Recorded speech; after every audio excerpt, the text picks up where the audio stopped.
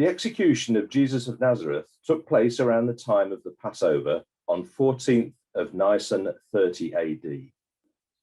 After the execution, the body of Jesus went missing, and various rumors and stories have been circulating since that time. The purpose of this court is to investigate what happened to Jesus of Nazareth after his execution. There are a number of witnesses to the inquiry. It's my task to put questions to them in order to ascertain the truth of the matter.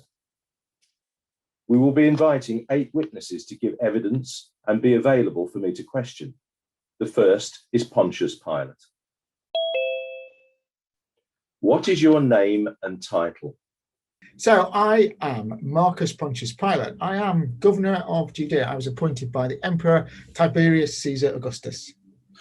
Is it correct that Jesus of Nazareth was brought to you for trial on the 14th of Nisan? Yeah, that is correct indeed. What was the verdict of that process? Well, personally, I couldn't find any fault with him. He'd been stirring up the Jewish authorities. They were very angry with him, and they brought him to me. I thought it was just a local matter, to be perfectly honest, but the crowds were all stirred up. They were rabid. They thought they might riot. They wanted this man's blood, and, well, I couldn't in all conscience just send him to his death. Then I had this idea. We had in the prison a man called Barabbas. He was a murderer, really awful man. And there's a tradition that you can release somebody, have them pardoned and released. So I thought, okay, I offered them the choice. They could have Barabbas, the murderer, or Jesus, the agitator. I knew who I wanted to be released and back on the streets.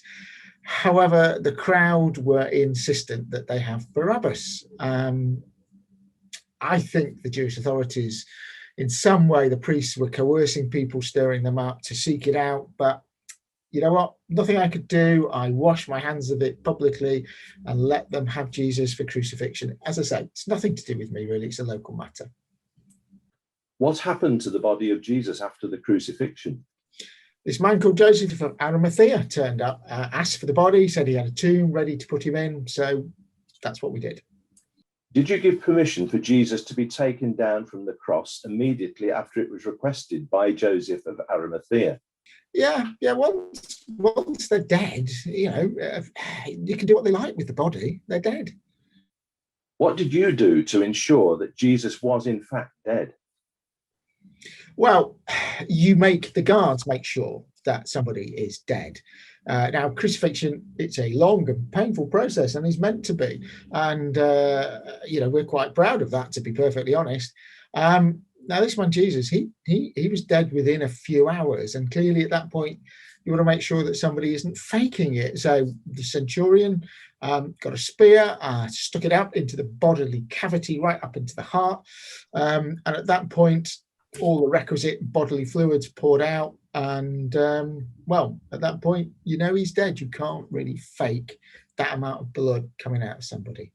Did you have the tomb guarded? Yeah, we did. The priests had this idea that his followers would steal the body. They'd start going around saying he'd raised from the dead. And so I thought, well, the easiest thing to do, I lent them a guard, 4 guards to guard the tomb. Did the tomb still contain the body of Jesus at midday on the first day of the week following the crucifixion? Apparently not. Despite the guard, the tomb was empty. Are you or any other Roman authorities able to produce the body of Jesus? No, we're not.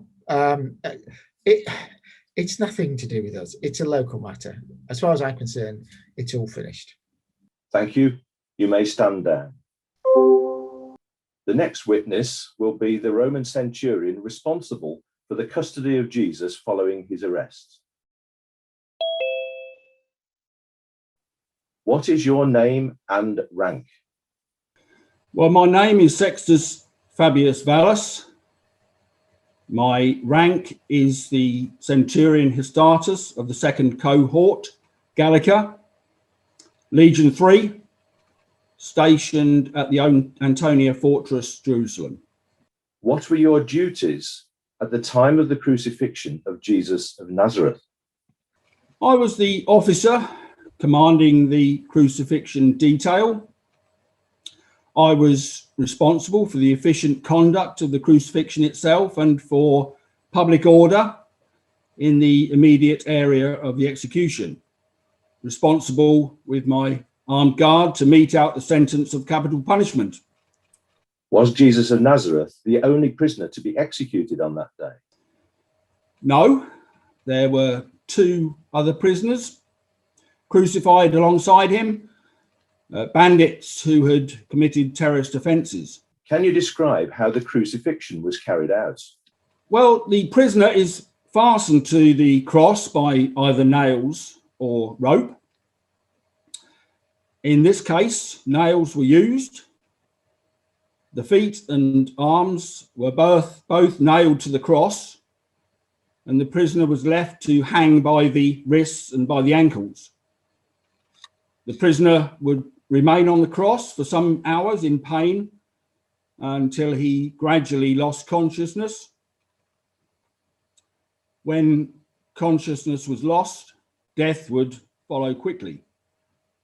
But the victim was left on the cross until there was no doubt about death. Was there anything unusual about this crucifixion? Not really. The prisoner, Jesus, was in a worse physical condition than was usual because he had been flogged and beaten on various occasions during his trial. That was immediately before his execution, of course. He'd been given no water. Flogging before a crucifixion is quite usual, but this prisoner was hardly able to walk and was unable to carry his cross to the place of execution without help. I mean, it's 2 or 3 miles from the Praetorium to Golgotha, and some way into the journey he collapsed. But despite some vigorous encouragement, he could go no further, and we coerced another man, a Cyrenian. I didn't make a note of his name, but I think it was Simon, as I seem to remember. And he carried the crossbeam the rest of the way up the hill to where the man Jesus was to be executed. He was also bleeding from the head because he had been made to wear a crown of thorns. That didn't interfere with the process of execution. I mean, all we'd done was fashioned a crown of thorns and forced it down onto his head. This was done to mock him because some of them with him had said that he was the king of the Jews. But we had to show him he wasn't the king of the Romans. But I think what was more unusual was the behavior of the prisoner Jesus. Most of the people we crucify curse and swear from the cross, particularly at us for crucifying them. Jesus of Nazareth didn't do any of this. In fact, he actually prayed for our forgiveness. And we raised up the cross with the prisoner Jesus nailed to it, and there he hung till he expired. How long did the crucifixion take? Well, I didn't keep an exact record, but around 6 hours, give or take, from the 3rd hour of the day until the 9th hour. And was this a typical time? Well, I think it was shorter than usual because of their local religious customs. The authorities had wanted the execution over before the 12th hour because their feast of Passover was to start at that time. And as is the custom in these situations, we speeded up matters by breaking the legs of 2 of the prisoners with a large wooden pole. Jesus of Nazareth, in my opinion, was already dead, so we didn't break his legs. What precautions did you take to make sure that Jesus of Nazareth was really dead? Well, while he was still hanging on the cross, I had one of the legionnaires thrust a spear into his side from below. This would have gone into his heart, and as the spear came out, blood and water gushed out freely onto the ground. which to me was a sure sign that this man was indeed now dead. And then the body was left on the cross until all the prisoners were brought down. And after this, his body was examined. The prefect, Pilate, requested a further examination, and we carried this out as well. There was no doubt that Jesus of Nazareth was dead. What experience of crucifixion have you? Well, during my time in the Roman army, I have assisted in more crucifixions than I can care to remember. Crucifixion is a common practice here in Judea, and my duties have caused me to attend many of them as officer in command. I have considerable experience in carrying out this kind of duty. I do not keep account, but I imagine it to be hundreds, if not thousands. Have you ever known a crucifixion which failed to kill the prisoner concerned? No. Crucifixion is very reliable. That's why it's used so much. Were there any other unusual points about this crucifixion? Well, yes. From the 6th hour, which is noon, there was an unusual darkness. This lasted until the death of the prisoner Jesus at the 9th hour. Did you form any opinion that this prisoner was unusual? Well, yes, I did, really. In view of his behaviour on the cross, I believe that he was an exceptional man. In view of the speed of his death, I formed the opinion that he was an innocent man under the protection of heaven. I've seen many men die, hundreds, if not thousands, probably. But I don't think I've seen any man die in the way that this man died and the way he was on the cross. I have to confess, I'm not usually moved, but I was moved by him. And I think I said he was a righteous man. Thank you. Please step down. Call Joseph of Arimathea. What are your name and occupation? I am Joseph of Arimathea. I was a member of the Sanhedrin, the Jewish Religious Council. Other than that, I'm a man of private means. Were you in the Sanhedrin at the trial of Jesus of Nazareth? I was a member of the Sanhedrin, but I was not present during the trial. Please can you tell the court what you did on the day of the crucifixion of Jesus of Nazareth? I was appalled at the sentence of death having been passed on Jesus. So for that reason, I stayed away during the crucifixion. When I heard that it was all over, I went to the governor, Pontius Pilate, and asked for Jesus' body, at least to give him a decent burial. The governor made me wait while he confirmed that Jesus was in fact dead. When he had confirmed it, he released the body to me. I came with some linen and some of the women of Jesus' company. We wrapped the body in the linen, put some spices on the top, and then we laid Jesus' body in the tomb. Now, we had to work quite quickly because of the coming Sabbath, but we were done by the 12th hour. And the last thing that we did was to roll the big stone into the entrance to the tomb. Can you describe the grave? Yes, it's carved out of the rock. It's a chamber, and it's got a narrow passageway that leads to the outside. It was quite empty when we put Jesus in there. And it's got a large stone at the entrance to the tomb, which takes the effort of a few people, quite a lot of effort from a few people to move the stone. Is the body of Jesus of Nazareth still in the tomb? No, the tomb is quite empty now.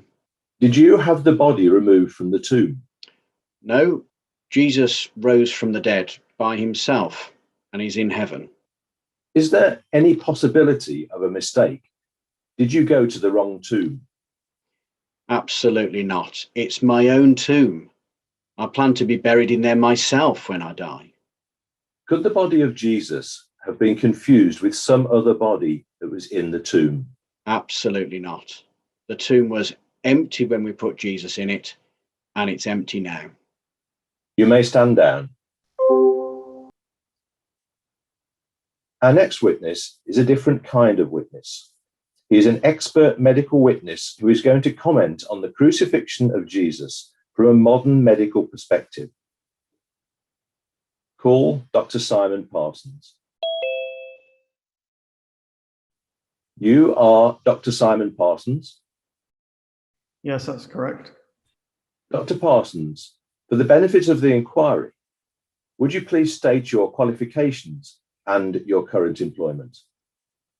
Yeah, I'm a medical doctor and consultant surgeon, practicing in Nottingham, FRCS, DM and MBBS.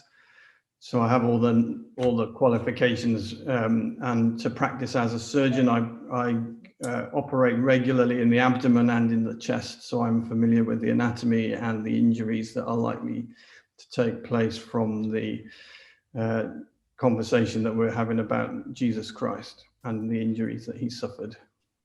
Thank you. We have heard evidence that Jesus of Nazareth was taken by the Jewish leaders and brought before the Roman governor Pilate, that he was whipped, made to carry his cross, and then crucified.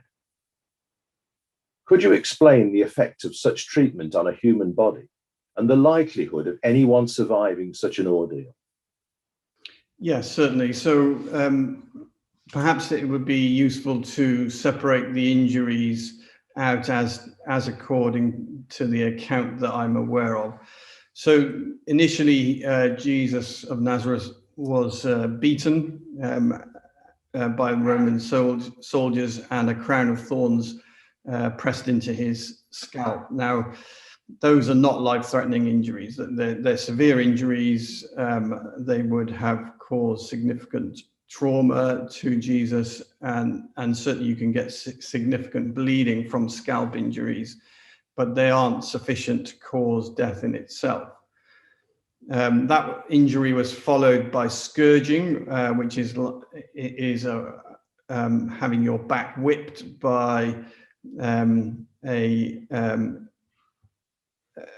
whip which often contains pieces of bone or metal, and the multiple whippings can lead to death in itself, but the purpose is to torture the individual and not to kill them.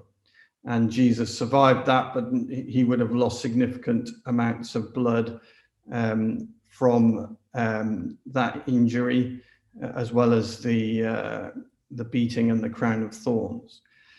So then Jesus, according to the account, Jesus then was forced to carry his cross a couple of miles, and before the actual crucifixion, he collapsed during that time, probably because he was already in a weakened state from the injuries that he had sustained.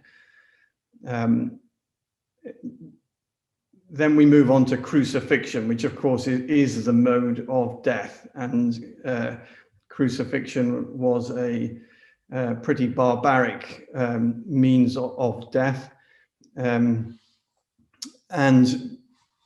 the injuries that are sustained are that you have a huge nail bashed into the wrists, between the small bones of the wrists on each hand. That causes significant or massive pain and a bit of bleeding. It often goes through the median nerve, which is therefore horrifically painful. And then the feet are often nailed together, so on the upright. So the injury and the mode of death from crucifixion is asphyxiation, essentially. because when you're hanging on the cross, if you take the weight on your arms, then your chest sags and you can't breathe. And the only way you can breathe is to lift the weight of your body through the legs, through the feet, which are nailed onto the cross. And that might give you a temporary relief of asphyxiation and allow you to breathe. But unfortunately, well, obviously it's extremely painful to take the weight through the feet, through the nails. And so the patient collapses and the whole process starts again. So you go from taking the weight on your feet and your legs, but then you can't endure that anymore. And so you collapse and the weight comes through the arms. And as a result of that, the patient is unable to breathe. And over a period of hours and sometimes days, the patient or the person will die from asphyxiation. Now, that, as I say, normally takes a matter of hours or a day or two. It has been reported that individuals, particularly strong individuals, could survive for several days, but that's pretty uncommon. And in the account that we're given, I understand that the Roman soldiers attended the crucifixion to check, to break the legs of the three people on the cross. And when they came to Jesus, he was already dead. So in fact, they didn't break his legs.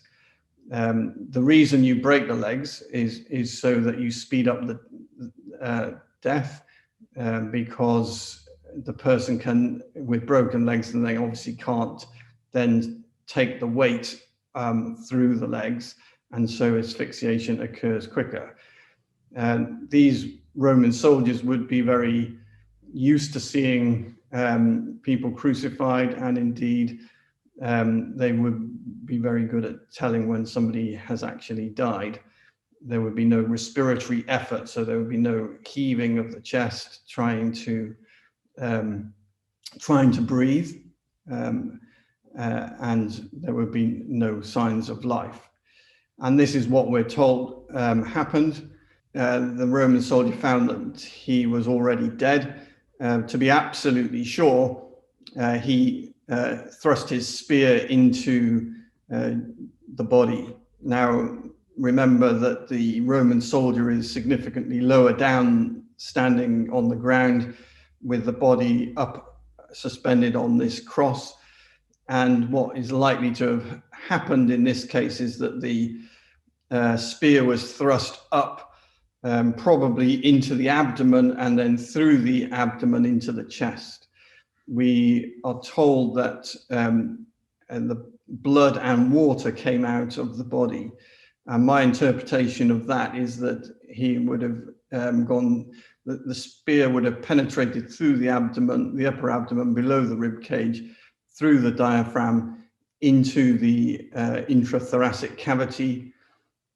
The water is probably due to a pleural effusion, which can occur during that dying process. And when that effusion is drained, that's fluid around the lung, essentially. When that fluid is drained, it can appear as straw-colored fluid, which interpreted as water. So there is no doubt, therefore, that Jesus was dead. It is, first of all, crucifixion is a fatal injury unless aborted, and then in addition to this, the spear into Jesus's side caused injuries which would lead to death if he wasn't already dead. But we're told that he was already dead. Is it your professional view that the result of the crucifixion of Jesus would have been death? It has, for example, been suggested that Jesus was comatose for from his injuries and recovered in the tomb in which he was placed? There's no way, in my professional opinion, that Jesus could have recovered in the in the tomb and recovered from a comatose state. That just isn't viable, judging by the injuries that he sustained. Thank you. You may stand down. Call Mary Magdalene.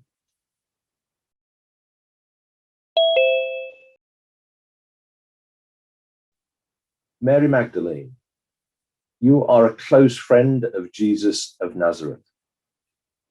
Where were you at the time of the crucifixion of Jesus of Nazareth?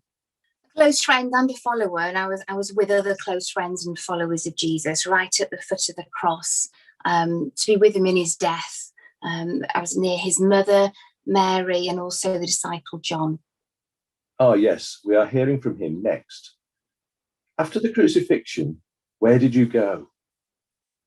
Well, we'd followed him for a few years now, and that was the only reaction we had, was to carry on following him. You know, he brought to us eternal life, words of that. He brought to us healing, and then we thought he'd been snatched away from us. So we didn't want to let him out of our sight. So we followed him, we followed the body all the way to the tomb. And a few women, I think it was probably safer for us to be out that night. I think there was less suspicion cast on us because we were women. And so we got to the tomb, and then actually I sat with another Mary, Joseph's mother, and we sat nearby in a tomb just watching where Jesus' body had been laid. Were you able to identify the tomb in which Jesus was laid? Absolutely, absolutely. We went there ourselves. It was a new tomb built inside of a rock. It was a tomb of Joseph of Arimathea. Yes, we've heard from him already. On the first day of the week, what did you do? Well, because the crucifixion was on the Friday and there was no time to get the perfumes and spices to anoint the body because of Sabbath rest, that on the Saturday night we organised all that, and then we arranged to meet together as a group again on the Sunday morning early, as soon as the sun began to rise, so that we could go to the body of Jesus and just care for the body in a way that we couldn't care for him at all, watching him die.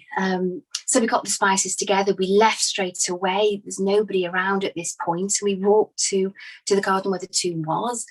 And then I think it was halfway there, one of us mentioned the rock in front of the stone in front of the tomb, and how on earth, this massive stone, were we going to be able to move it? It was before anybody else would be around. And that's what we were talking about when we walked into the garden. And so we got there and we looked across at the tomb and we saw that the stone wasn't there. It had been rolled to one side. Our first reaction was brilliant. You know, it's a problem solved. I don't think we thought any more of it than that. I think we were so intent on going and looking after the body. So then we went in, of course, and that's when we looked around and we realised the body was not there. Jesus had gone. He was not in the tomb. What did you do after you saw that the tomb was empty? I think panic, if I'm being very honest, was the first reaction. We didn't understand what was going on. There'd been so much violence and hatred, and the mob shouting, baying for blood, and it felt unsafe to be on the streets. And the night of the crucifixion, it was so horrendous, and we panicked. Had they come? Had they taken the body away? Had they carried on that hatred? And maybe that was the reaction. And then we thought about the Roman soldiers and their part in the crucifixion, and their dislike of any thought of threat to power. And so we panicked. We didn't know where it would take him, but we just thought, surely this has to be enough. He's gone through enough already. He's suffered enough.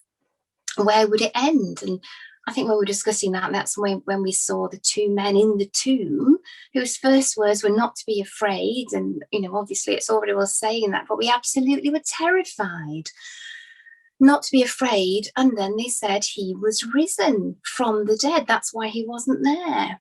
And they told us to go and tell the disciples. And, obviously, well, there was a kernel of hope, a kernel of joy, but we were afraid and we didn't believe straight away.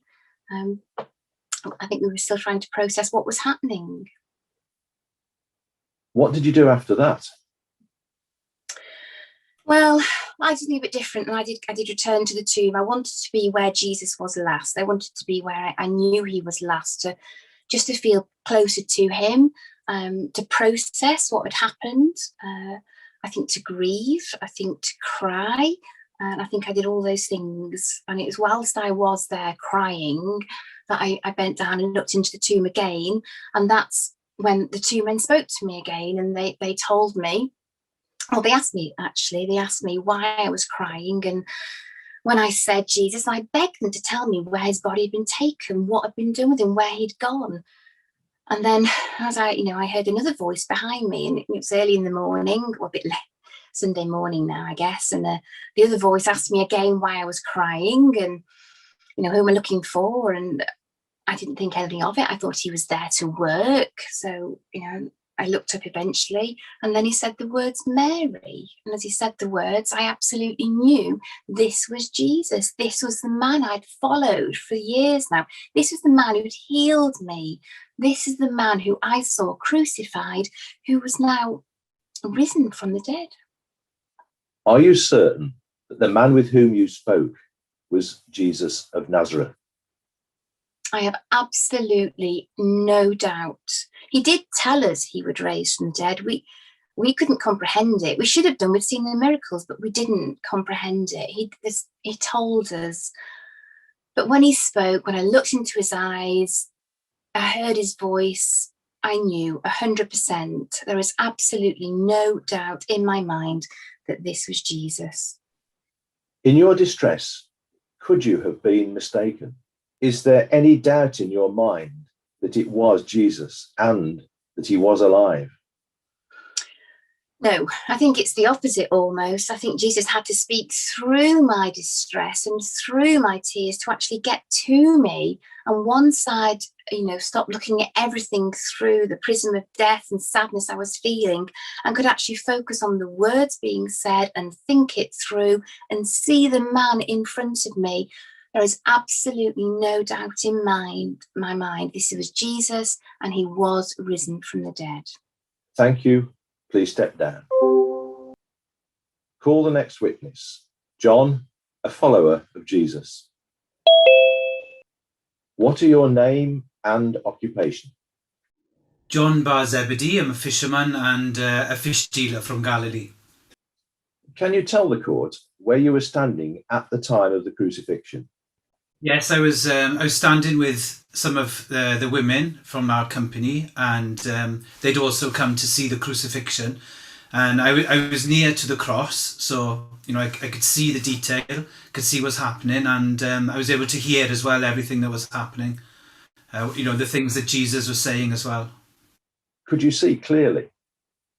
Yes, very clearly. Was Jesus of Nazareth in a strong physical condition when he was brought to the place of crucifixion? No, he was in a bad way, really. He was bleeding from that flogging that he just received, and he was finding it hard to walk actually as well, and carrying the cross. And actually, they had to call somebody from the crowd to come and help him to carry the cross. Yeah, he wasn't in a good state. Can you describe the last few minutes of the crucifixion? Well, one of the soldiers had a spear, and they had a sponge with vinegar in it, and they held that up to his lips so that they were moistened, and it's finished. Those were his words. That's what he said. It is finished. And then he just gave a loud shout, and he was dead. Did you see the soldiers do anything to make sure that he was dead? Well, yes, they actually put a spear into his side before they took him down off the cross, and I remember it actually very clearly, because I was surprised because water and blood was coming out from his side. What happened to the body after the crucifixion? One of the members of the Sanhedrin, actually, Joseph of Arimathea, I understand he asked for the body of Jesus, and then another member of the Sanhedrin as well. Both of them together took him and buried him actually in one of the tombs that belonged to Joseph of Arimathea. Where did you go yourself? Well, I'm ashamed to say really that I went to one of in a house that my family had access to in Jerusalem, and I stayed there really out of the way, if I'm honest. I didn't attract attention to myself because, we were fearing for our life. I didn't know if I was going to be arrested and, if I was going to be put to death myself. So I was keeping myself out of the way, if I'm honest. You have told us what you saw at the crucifixion of Jesus. I'm now going to ask you to tell us about the events which followed, starting on the 16th of Nisan. Can you describe your visit to the tomb of Jesus of Nazareth on the morning of the 16th of Nisan? Well, I was with Peter and in a house in Jerusalem, and then Mary Magdalene, she came in and was shouting, that they've taken the Lord out of the tomb and we don't know where they've taken him. So Peter and we ran down to the tomb, and when we got there, the stone had been removed, and I was just standing looking into the tomb, and then Peter came right past me and went in, and when we went in there, it didn't look like anything violent had happened. The opposite, to be honest. It was the cloth, the cloth that they put around the body. It was actually folded and was on, where they put the body. So, I knew then that something special had happened to Jesus. Were you expecting Jesus to be raised from the dead? Well, no. I'm ashamed to say, because he talked about it many times, but I guess we didn't want to hear it. We weren't expecting to hear it, so we didn't really hear it. Even though he did talk about it many times. So no, when it happened, we were shocked. Did you see Jesus alive later? Oh yes. I was meeting with the other disciples. We were talking about what had been happening that day and what Peter and Mary, what the women had seen, and that Jesus was alive. And while we were talking, he actually came and stood in the middle of us in that room. He showed us his hands, and his side, and talked with us. I know I've been with Jesus for a long time. There was no doubt, that was him. And he talked with us for a good time, and then he went away. I'm not sure where he went from there, from the house. Were there any other occasions?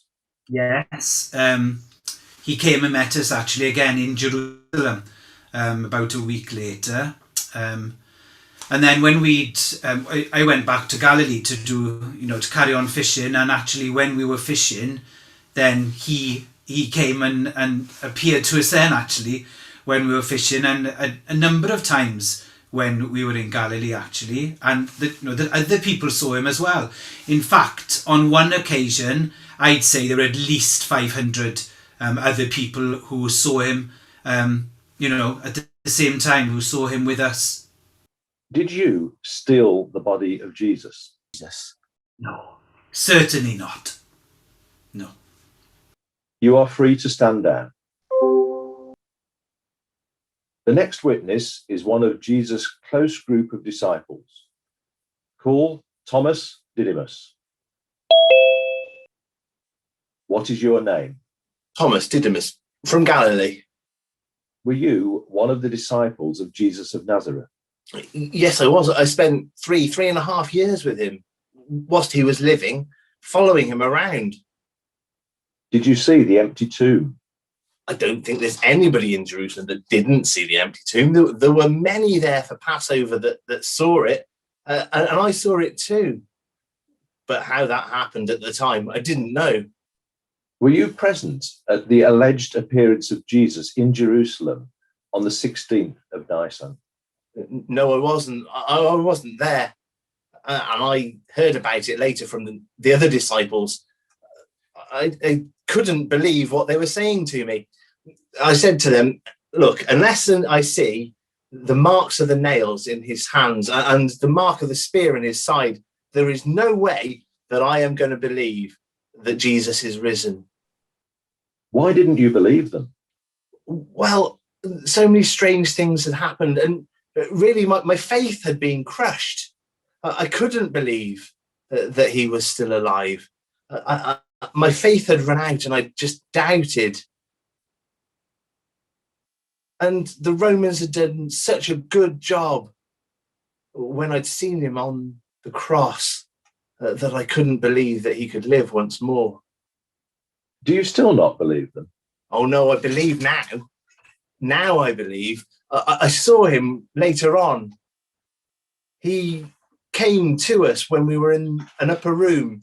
All of the disciples were there and the doors were locked, and Jesus came and saw me and spoke to me and the other disciples. But he said to me, look, this is the hole in my hands. This is the hole in my side. Touch it. Now you can believe. And he said how blessed I was that I believed, but how blessed everybody else was because they believed before that. Did you meet Jesus on any other occasion? Yes, on several other occasions. When we were in Galilee, he came to see us several times, and there was no doubt on each occasion that it was Jesus and that he really was alive. Thank you. You are free to stand down. I now call the guard who is guarding the tomb. What are your name and rank? Lucius Didius Felix, corporal of the auxiliary cohort stationed in Jerusalem. What were your duties on the 15th and 16th of Nisan? I am in charge of 4 guards, and it was our duty to ensure that the seal on the tomb of Joseph of Arimathea was tight. We were also made to secure the perimeter to ensure that no one would be able to enter or exit the tomb, and we ensured that no one was able to come and steal the body of Jesus if they were to try. What happened? Well, on the night of the 16th of Nisan, we were standing guard, and I fell asleep just for a brief moment, and the disciples, they came and they stole the body of Jesus. Are you telling me that you were asleep on duty? Just for a moment, sir. Have you had much experience of guard duty? Yes, sir. During my service with this cohort, I've been asked to carry out guard duties on many an occasion. Have you ever fallen asleep on guard duty before? No, sir. Never, sir. Did you receive any disciplinary action as a result of falling asleep on this guard duty? Well, yes, I did, sir. I received 1 week in barracks, sir. This seems rather a light sentence. What was the normal sentence for this offence? Well, usually the offence would be punished quite harshly, but this time the priest had a word and got me a lawyer and allowed me only 1 week confined in barracks, sir. Are the priests normally so helpful to auxiliaries like you? No, sir, not usually, actually. As you were asleep, how did you know it was the disciples of Jesus that stole the body? Well, sir, I don't see how anyone else could have done it or would have wanted to do it. Are you a light sleeper? No, sir. So why didn't the noise of the tomb being opened wake you? I'm not too sure, sir. I'm not too sure. We have heard that the stone which sealed the tomb was very heavy and would have taken a few men to move it. How much noise do you think there would be when the stone was removed from the doorway of the tomb? Well, definitely quite a considerable amount of noise, sir. And it still didn't wake you? No, sir, I did not. How many men were there in the guard? There were 4, sir. I am sure of it. And you say that all of you fell asleep and that none of you were woken by the commotion caused by the opening of the tomb? No, sir. None of us were awoken. What did you do when you woke up? Well, I ran away. We all ran. Why did you run away without investigating the tomb you were supposed to be guarding? Well, I'm sure you'll understand, sir, but we were afraid that whatever had opened the tomb or had caused the earth tremor was still about. I think I have heard enough. You can stand down. You have heard a considerable amount of evidence about the events surrounding the crucifixion and the burial of Jesus of Nazareth. It is now my task to sum up this evidence and to point out any possible conclusions that you may draw. Evidence point 1, the death of Jesus. You have heard evidence which testifies that Jesus of Nazareth was dead by the evening of 14th of Nisan, the day on which the crucifixion took place. His death was brought about by the crucifixion, but the spear thrust that he received would have ensured death had he not already been dead. The officer in charge of the execution has testified that he checked to see whether his prisoner was dead, and there has been evidence from 2 sources to show that the body of Jesus was left on the cross for an extended period after the spear thrust, which would be enough to ensure death in an unconscious man in itself.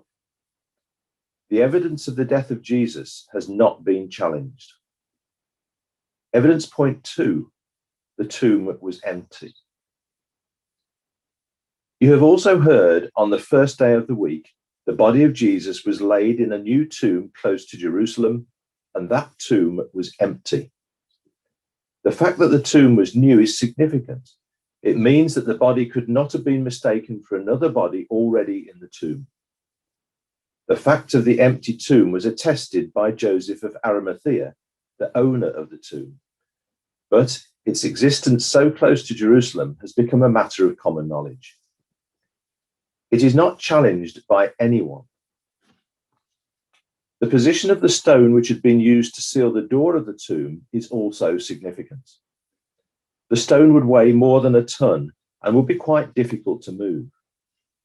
The evidence we have received is that the stone was moved away from the tomb and that it was rolled into the garden in front of the tomb. This would take considerable effort, more than could be exerted by one man, and would create a very noticeable disturbance. Evidence point 3, witnesses to Jesus being alive after his crucifixion.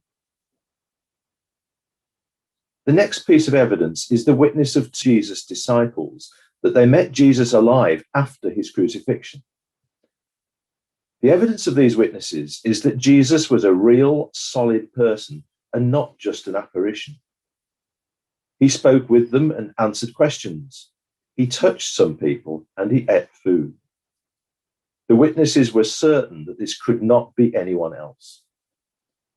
The meetings with Jesus occurred on several occasions and with a number of different people. Over 500 witnesses have been mentioned, although it has been impossible to produce so many witnesses in the court. It is, however, true that all the witnesses so far have been disciples of Jesus. The question that needs to be answered here is one of how trustworthy the disciples of Jesus are as witnesses. We have heard that the disciples were not expecting Jesus to be raised from the dead. We have also heard that the disciples were demoralized by the death of Jesus and how their belief that Jesus had been raised from the dead changed their behavior. This seems unlikely to be the case if the disciples were knowingly given false evidence. There is also a problem of motive.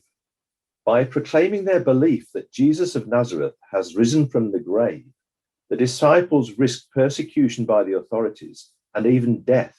They gain very little. An alternative explanation is that the disciples of Jesus stole his body for some reason of their own and then claimed that Jesus had risen from the dead. I do not find this credible for the reasons I have just stated. The evidence of the guard on the tomb also contains some inconsistencies, notably that the guard could not have seen if anyone stole the body while he was asleep, and that it is highly unlikely that none of the guards would have been woken by a group of men rolling the stone away. Conclusion. As this is a court of inquiry, no verdict will be presented at this time. Instead, the evidence will be considered carefully. I would also ask all of you watching to make the judgment for yourself. Is it reasonable to believe Jesus rose from the dead?